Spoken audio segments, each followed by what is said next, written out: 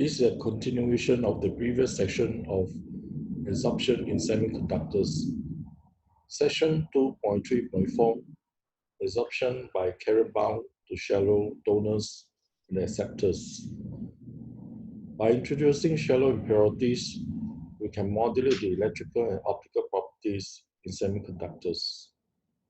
For example, phosphorus, arsenic, and antimonite act as donors, while aluminum, boron, and gallium act as acceptor in silicon. Amphoteric doping are those elements or shallow impurities that introduced into the semiconductors that can make the semiconductors N-type or P-type. For example, if you dope gallium arsenide with silicon, if the silicon atoms replace the gallium atoms, they will act as donor, since silicon is group 4 and gallium is group 3. And if the silicon replaces the arsenic, then it will act as acceptors, since silicon is group 4 element and arsenic is group 5. If there's a lot of arsenic vacancy during the growth, then of course, gallium arsenide will become P-type. So usually silicon is used as a donor in gallium arsenide.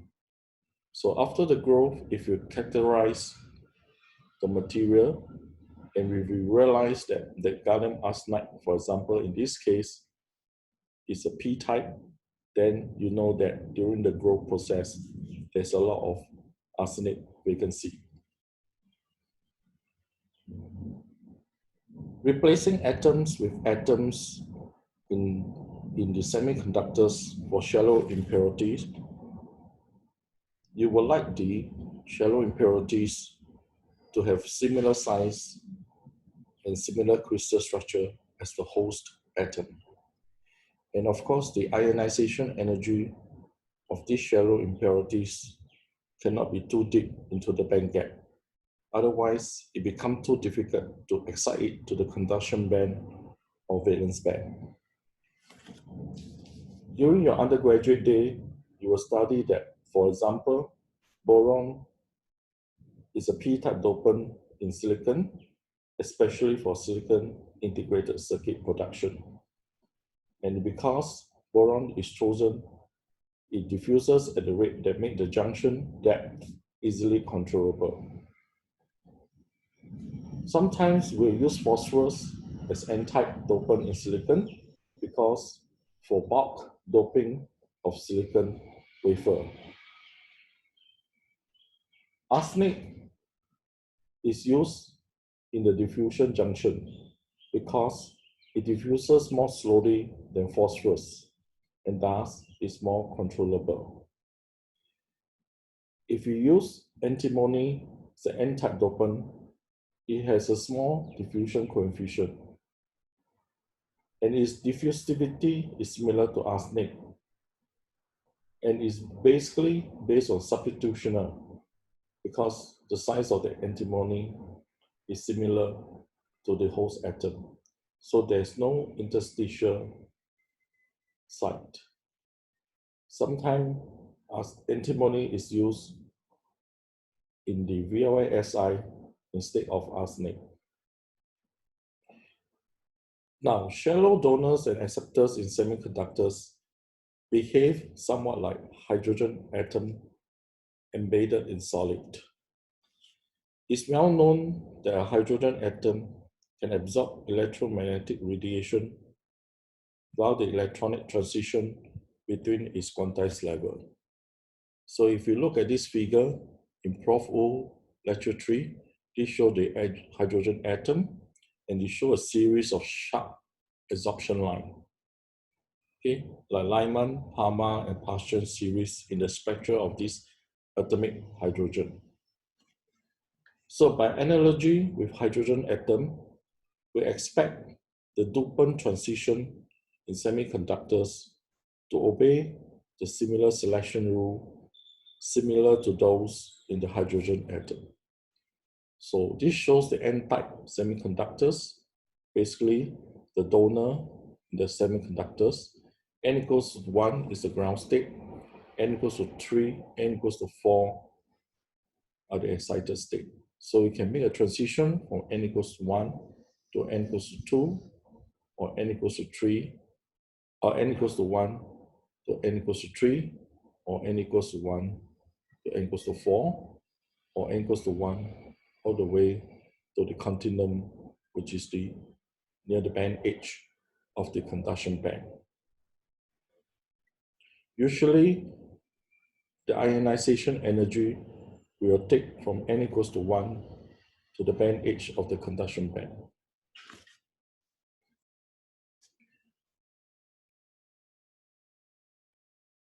So in figure 2.320, we just show the n-type doping, which is the donor, introduce a series of energy level just below the conduction band H. In figure 2.221, it shows the absorption transition for donor to the conduction band and valence band to the acceptor.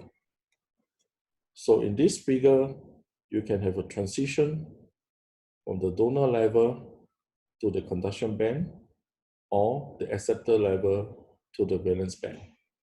And the energy is basically equals to the ionization energy of the donor or the ionization energy of the acceptors.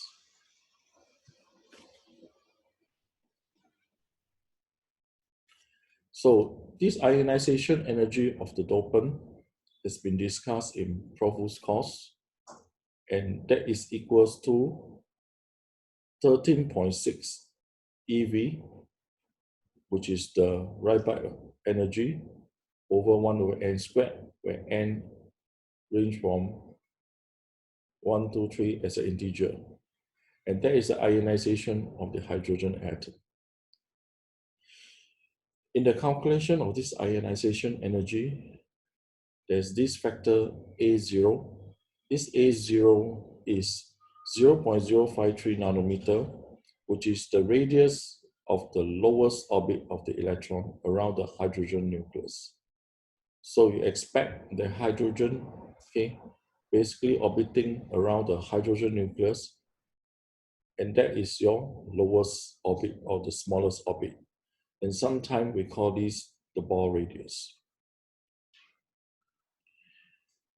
Now, the same formula can be used to calculate the ionization energy of the impurity atom in semiconductor, just by replacing the free electron mass with the effective mass m star and epsilon naught, which is the dielectric constant of vacuum, with the dielectric constant of the semiconductors.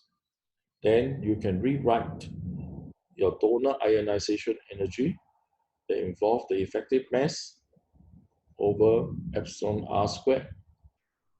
Epsilon r is a relative dielectric constant in the semiconductors multiplied by the Rayleigh energy, which is 13.6 eV.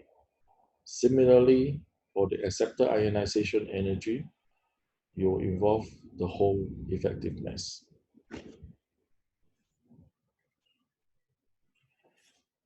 So the ionization energy for the donor or the acceptor in semiconductor will depends on the effective mass of the material and the relative dielectric constant, and n is the quantum number. So the optical transition that gives rise to absorption line in the IR region.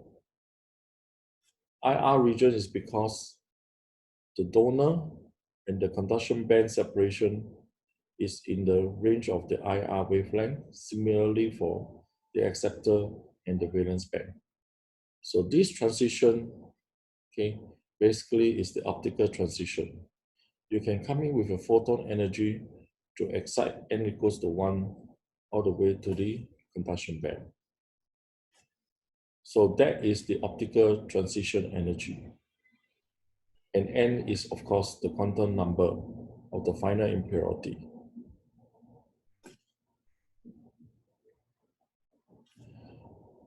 Now, this is an experimental result of the absorption coefficient as a function of photon energy in indium antimonide 3,5 semiconductors measured at the temperature of 10 Kelvin. The solid black curve is basically the experimental result. The red dashed line is the fit to the direct transition of the absorption coefficient, which we have discussed before, goes like a square root dependence. And therefore, if you do a fit to the square root dependence of the photon energy, this will be the absorption age, and that gives you the band gap energy. However, you will see there's a shoulder of the peak occur around 0.2205 MeV and EV, and that actually give rise to the transition between the donor and the conduction band. So in this band diagram, you have the EC, the conduction band H, and the valence band H, EV. If you come in with a photon energy, okay, you can excite from the valence band to the donor level. So if the band gap, okay, minus off the ionization energy, that gives you the photon energy occur at this point. Okay, so the separation is about 7.9 MeV. So Eg minus Ei, okay, give you about 7.9 MeV.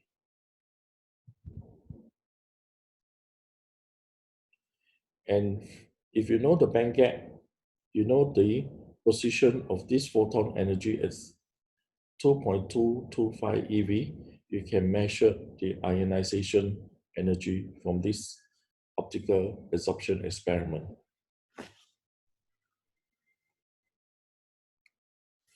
Next, we will discuss the high doping effect in semiconductors.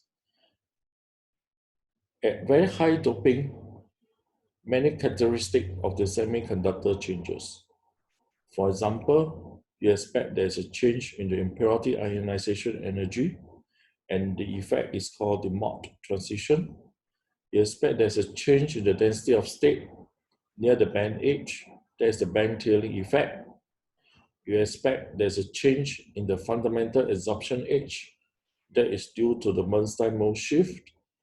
And the band gap also changes due to the band gap narrowing, where the band gap actually straight. At high doping, you expect the Fermi level to be inside the conduction band for N-type doping, or inside the valence band for P-type doping. So for high doping in semiconductors, sometimes we call this the degenerate semiconductors.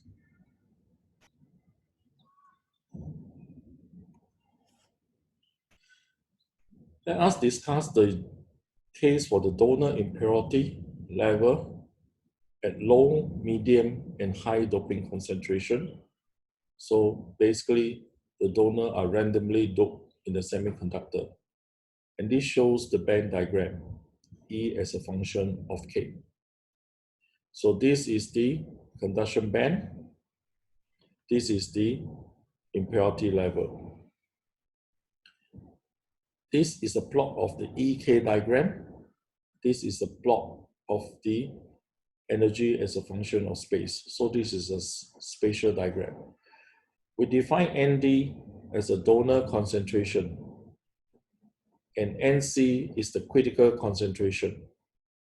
So at low doping concentration, ND is much less than NC. So we expect the state of the adjacent impurity in the donor to be isolated, and they do not interact with each other. So the impurity ground state are discrete and energetically well-defined level. For medium doping, where ND is less than or equals to NC, the adjacent impurity start to interact, and the impurity level will split and they form impurity band. At even higher doping concentration, where ND is much greater than NC, this impurity band will be widened and then merge with the continuum band, which is merging with the conduction band. So this is known as the Mott transition.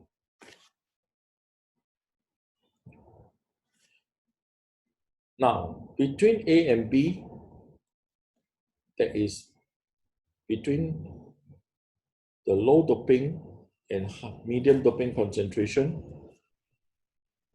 and especially at low temperature, the carrier can still transport through thermally assisted tunneling between impurity level.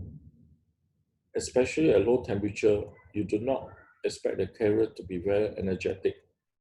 But in the low temperature, with a thermal effect, you still expect the impurity to move from impurity state to next impurity state by tunneling.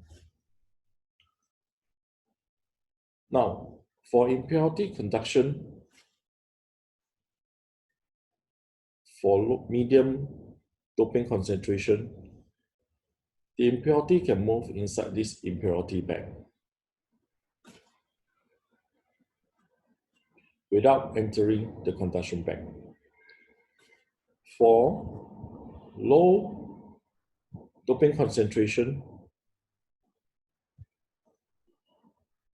where the impurity state are isolated, and at low temperature, you do not expect the carrier to be thermally excited to the conduction band.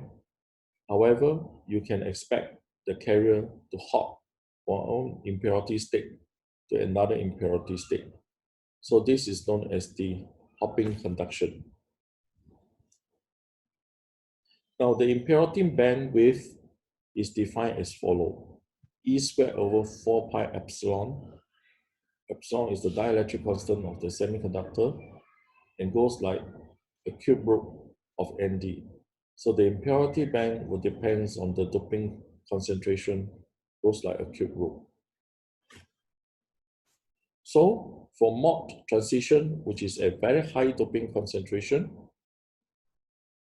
we say that the donor or the acceptor level broaden, or the impurity band broaden, because the donor or the acceptor level density changes. So this donor or acceptor become closer to one another, or we can say that the wave function of the donor or acceptor start to overlap because you have many carrier or donor or acceptor in the semiconductors, and therefore they form the impurity band. And this impurity band is become so large, it will overlap with the conduction band for the donor or overlap with the valence band for the acceptor. So the electron and hole are no longer localized on the donor or the acceptor. So once it merges with the conduction band, this donor or the acceptor become a free carrier. So such a transition is known as the Mott transition.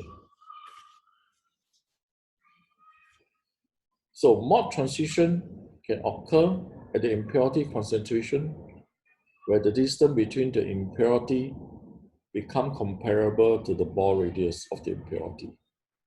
So qualitatively, we have just mentioned that in high doping concentration, the wave function overlap and they form the impurity band and merge with the conduction band.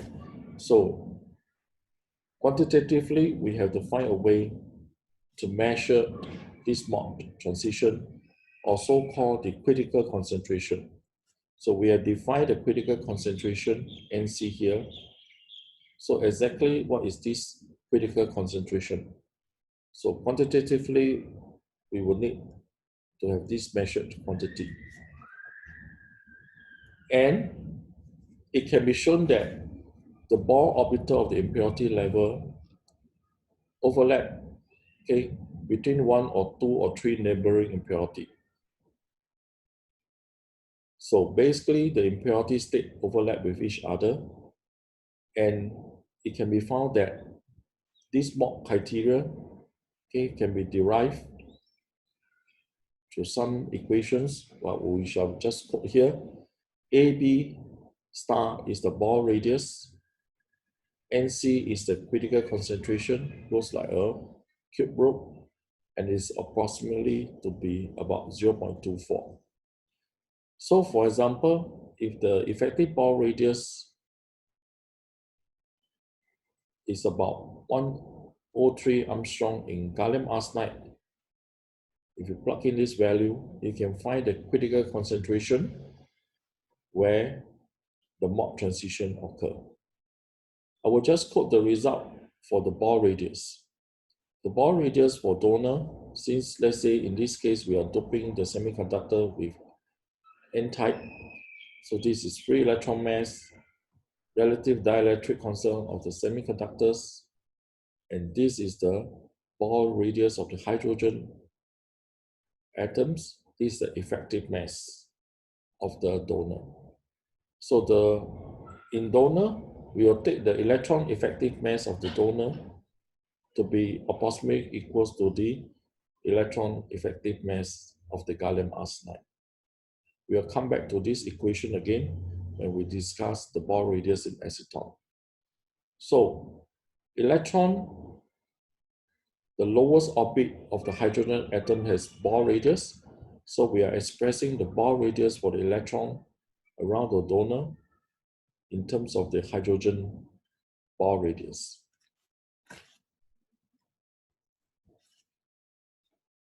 Next, band tailing. We have discussed this in the previous session.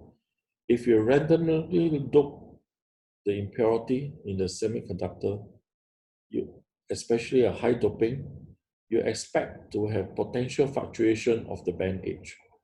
So you no longer draw two straight lines for the spatial plot of the energy as a function of space. You expect to have some kind of undulating effect or fluctuation in the band edges. So this especially occur in the high doping semiconductors. So you expect the band edge to vary spatially. Now, if you plot energy as a function of momentum, so this is your valence band, and this is your conduction band, this is your valence band. So in intrinsic semiconductor or in pure semiconductor without doping, you expect the E as a function of K to go like a parabolic behavior, where basically the energy is equals to H bar squared K squared over to ME star. So the energy is proportional to K squared, and therefore the curve is parabolic. Now, if you introduce impurity, especially for high doping, at high doping concentration, you expect the conduction band edge to tilt into the band gap, okay, for donor, and if highly doped for acceptor, you also expect it to tilt into the band gap. So therefore, you expect this, okay, either the state energy below the conduction band or the valence, below the conduction band or the valence band, you have this tail state.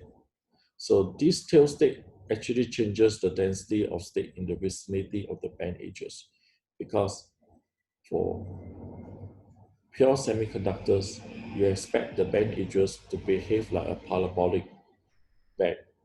E as a function of K, E will be proportional to K squared, and now you expect the conduction band edge to tilt into the band gap.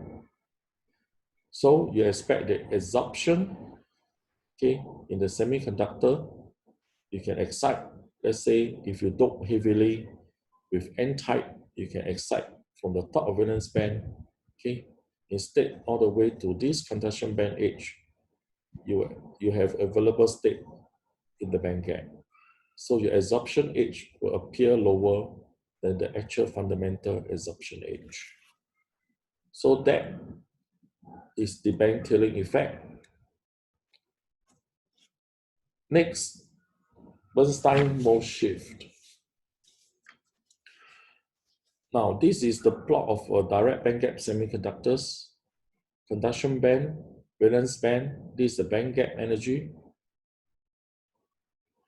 If you dope the semiconductor, let's say heavily with N-type doping, you expect the Fermi level to be inside the conduction band. So all the state will be filled up from the conduction band edge all the way to the Fermi level.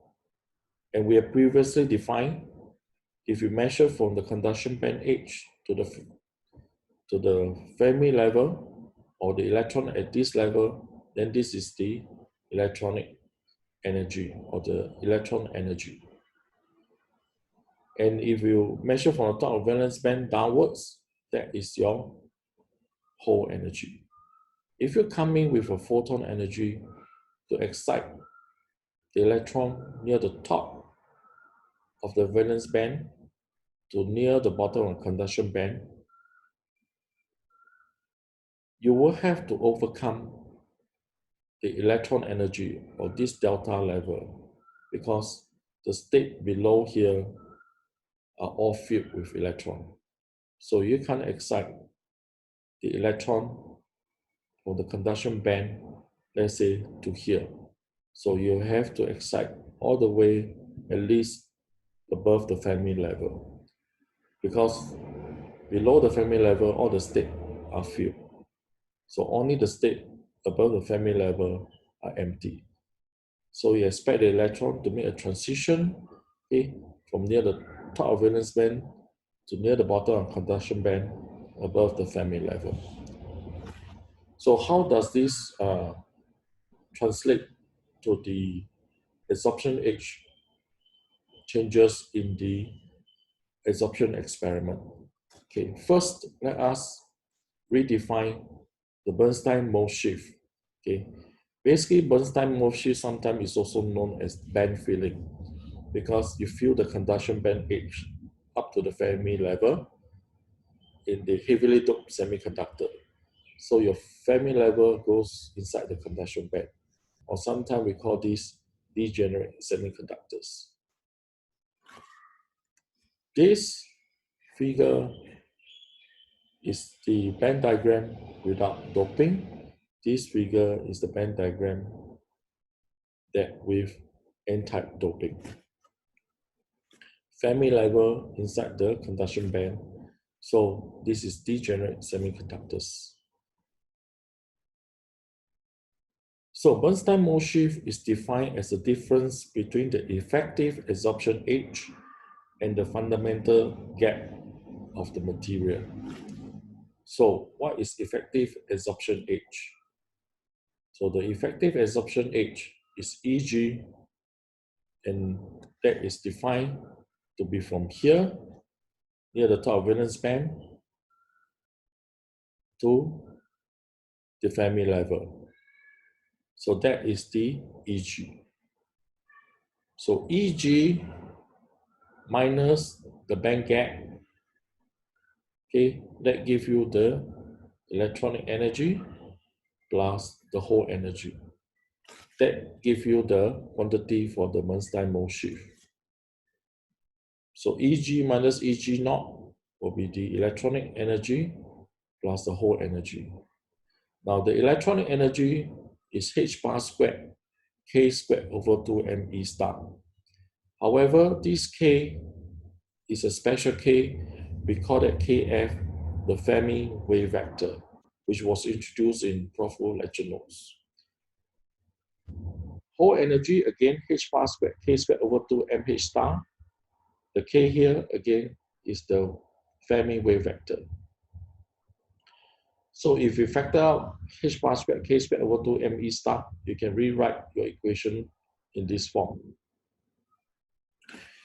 Now, the Fermi wave vector is depend on the doping concentration. So you can see that the Bernstein mode shift depends on the doping concentration. So especially in heavily doped semiconductor, you expect the Kf to increase in value. So I will not go through how you derive the Kf. I just want to point out that in Prof. Lecture 6, okay, you have derived the Fermi wave vector to be of this equation, and N is the carrier concentration. So the carrier is filled all the way up to the Fermi level. Okay, let us look at one example how to calculate the Bernstein mode shift for the gallium arsenide material doped with electron or 1 times 10 to the power 18, given the electron effective mass and hole effective mass, where M0 is the free electron mass. So the Bernstein mode shift is the effective absorption H minus the fundamental gap. So we use this formula, and the Fermi wave vector is related to the electron concentration. So you need to plug in the value of Kf squared down here, and the rest of the value, okay, for the Planck constant or h bar is Planck constant over 2 pi. Okay, effective mass is 1 plus me squared over mh star, so 1 plus me over mh. M naught, okay, the free electron mass will cancel off, and your carrier concentration is measured in meter cube. So in the end, you'll get 1.0438 times 10 to the power minus 20 joules. And you can convert that to 65 MeV. Okay, so the carrier concentration is measured in per meter cube. So it divided by meter cube. So the shift is about 65 MeV.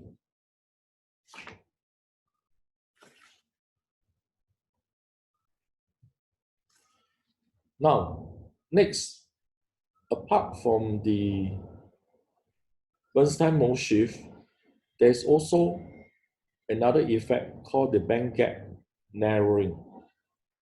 Basically, a high doping concentration, you expect the band gap energy of the semiconductor to decrease. So the band gap actually shrink.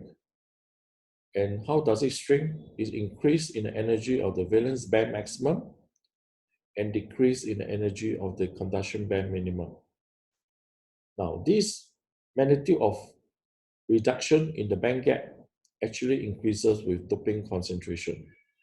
So sometimes we call this the band gap narrowing or band gap shrinkage, or in certain literature, we call that the band gap renormalization. Now, the detailed theoretical analysis of this band gap narrowing is beyond the scope of this lecture. It's actually due to many body effect, and as a result, it actually lowers the electron energy as compared to a non-interacting carrier system.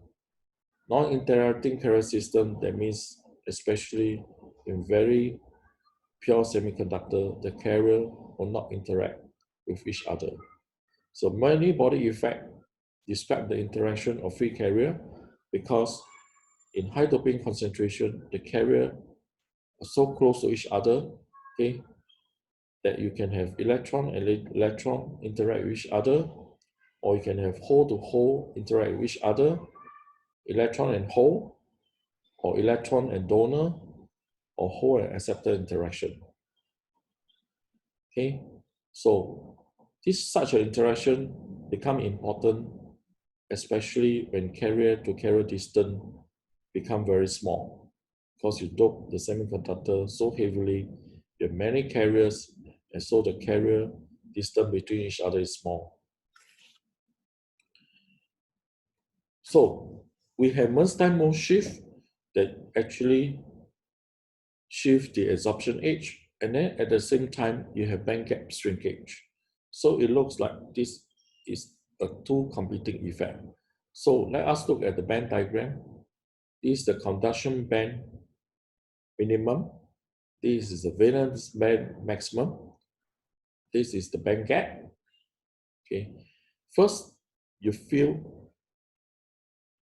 the carrier, okay, up to this Fermi level. That means you start to dope the semiconductor, okay, let's say with N-type doping.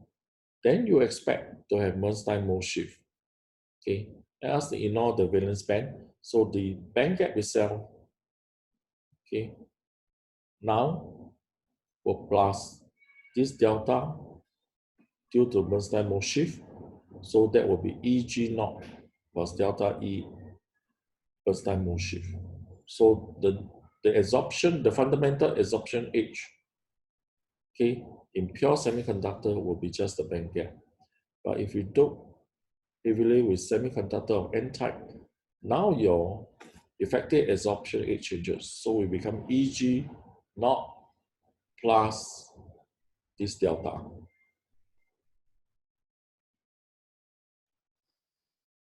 Okay, due to the band filling effect. Now, if you dope even more heavily with the semiconductor, the band gap actually changes.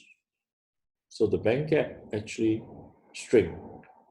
So the conduction band will be lower in this case, and the valence band will raise up. So now you can see the band gap is become smaller compared to the original band gap in pure semiconductors. However, the Bernstein mode shift still occur. So basically, the fundamental absorption H changes due to Bernstein mode shift, but the band gap renormalization on band gap narrowing actually make the absorption H, the effective absorption H, to be smaller. So there's an effective change in the absorption H. So this is the original band gap, pure semiconductor, plus the Bernstein mode shift, which shift the absorption H to a higher energy. But because of the band gap shrinkage, you have the minus of these changes. So you can see that actually the absorption H is smaller, okay, due to the band gap narrowing. Without band gap narrowing, they will only have the Bernstein mode shift.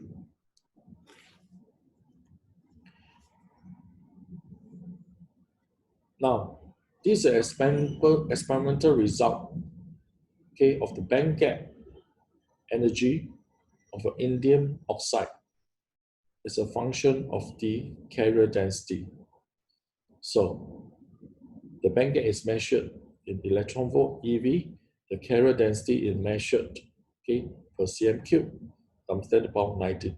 So this value is 2 times 10 to the power 19, 4 times 10 to the power 19 per cm cube, 6 times 10 to the power 19 per cm cube. Okay, the solid circle are the experimental measure of the absorption H. And the dashed line is basically the guide to the eye. So it changes, okay, as you increase the carrier density. The initial change, let's say below 3 times 10 to the power 19 per cm cube, the slope is very steep. So the band H actually, the absorption H actually increases. Okay, we can say that the band gap, okay, changes. Okay, and this is due to the Bernstein mode shift. And then after 3 times 10 to the power 18, you can see that the changes in the absorption H, okay, with a slightly gentle slope. That is because the band gap narrowing actually kicks in. So this is the observed optical band gap as a function of the electron concentration in tin oxide.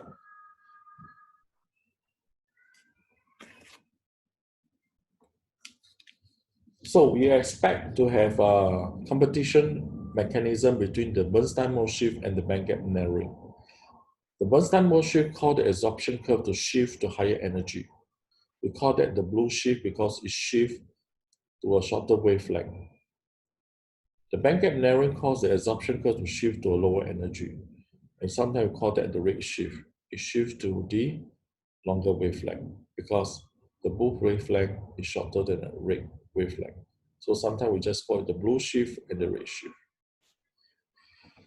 Let us look at another example of the absorption curve in N-type gallium arsenide with different doping concentration.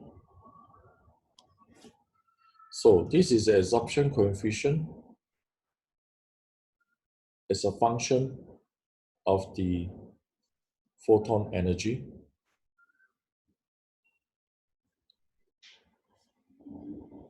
The red curve is basically the high purity semiconductor without doping. The black curve, you dope with 5.9 times 10 to the power of 17. Blue curve, you dope with N-type 2 times 10 to the power of 18. The green one, you increase further, 3.3 times 10 to the power of 18.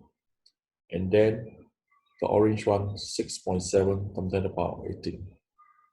So this is measured at room temperature about 297 Kelvin. So you can see how the absorption rate changes for different doping concentration. You can see that the absorption curve, okay, shift to a higher photon energy. And for a very high doping concentration, you can see that there's again this band tailing effect. Okay, for high purity semiconductor, you did not really see a very prominent band tailing effect. So the high purity gallium arsenide actually show a rapid decrease in the absorption coefficient at the fundamental absorption edge as the concentration increases. So the absorption coefficient decreases as compared, okay, to the high purity gallium arsenide. So this is basically due to the Bernstein mode shift. Now, if you look at the p-type semiconductor, the red curve is the high purity semiconductor without dopant. That is 1.6 on 10 to the power 16. And then as you increase the concentration up to the orange curve, 1.6 on 10 to the power 19, you can see that the absorption curve, instead of shifting to higher photon energy, as in N-type semiconductor, it actually shifted to a lower photon energy. And the reason is because the Bernstein mode shift is actually inversely proportional to the effective mass. So for the p-type semiconductor, the whole effective mass is larger than the electron effective mass. So the Bernstein mode shift, okay, is more prominent in the N-type semiconductors compared to the p-type semiconductors. And don't forget that there's always a band gap narrowing. So in this case, the N-type semiconductors, you have Bernstein mode shift, try to shift it to the higher photon energy, while the band gap narrowing try to shift to a lower photon energy. Based on this diagram, okay. So effectively, there's still a shift to a higher photon energy for the N-type, okay, because the Bernstein mode shift actually dominate the band gap narrowing, even though there's band gap narrowing effect, okay, in the N-type semiconductor. However, in p-type semiconductor, the Bernstein mode shift is less prominent because the Bernstein mode shift is inversely proportional to effective mass, and therefore the band gap narrowing actually dominate. So you can see a shift to a lower photon energy for a p-type gallium arsenide.